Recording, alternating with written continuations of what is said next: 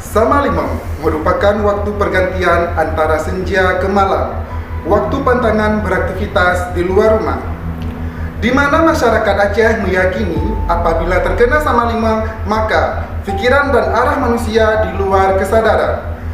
Gerak yang digunakan dalam tarian ini penggabungan antara gerak tradisi, modern, dan kontemporer yang dikemas menjadi kesatuan yang utuh. Properti yang digunakan dalam tarian ini yaitu selendang dan tali, serta alat musik yang digunakan yaitu rabai, gendram, bass, keyboard, dan lain-lain. Inilah persembahan dari kami. Selamat menyaksikan.